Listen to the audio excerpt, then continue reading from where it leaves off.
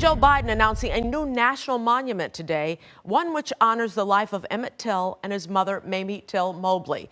WGN's Brona Tumulty joining us now with details on that. Brona? Hi, Micah. Many people will, of course, know the story of Emmett Till. It is tragic, it is heartbreaking, and it served as a catalyst for the civil rights movement. And now the church where that little 14-year-old's body was seen by the world is cementing its significance in history. This is history.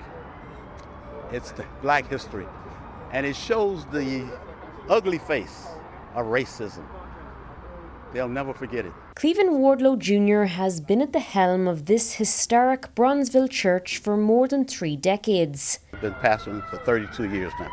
It's a very historic Since church. December of '89. But he was just a little boy himself when Emmett Till was murdered. I was 11 when this took place.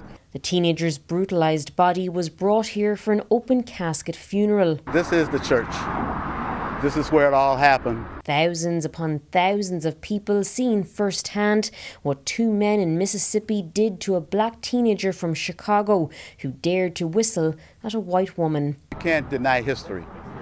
And what happened, happened. Emmett had travelled south to visit relatives and was accused of making advances toward a store clerk named Carolyn Bryant. Her husband and his half-brother later ripping the teenager from his bed in the middle of the night. On the night of terror, when Emmett Till, our beloved Bobo, was taken from us. Till's cousin, Reverend Wheeler Parker Jr., recalling that moment in the summer of 1955. Taken to be tortured, brutally murdered. The 14-year-old's body was later pulled from the Tallahatchie River, barbed wire found wrapped around his neck with a 70-pound cotton gin fan attached to it. A 2005 autopsy revealed multiple fractures and a gunshot wound to his head.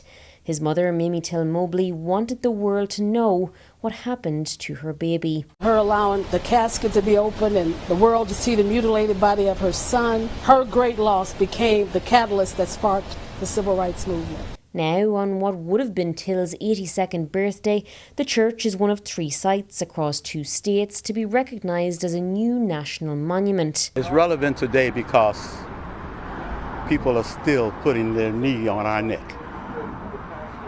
People are still asking for the front seats and wanting you to move to the back. Well, take the sheet off your head, boys. It's a brand new day.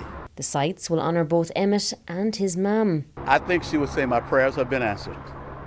The work that I've done, God bless it, is finally coming to pass.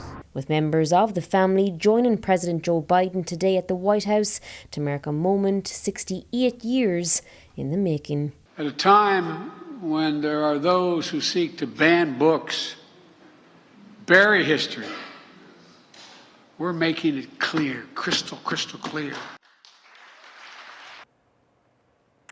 Now, the other 2 sites that are part of this national monument are both in Mississippi.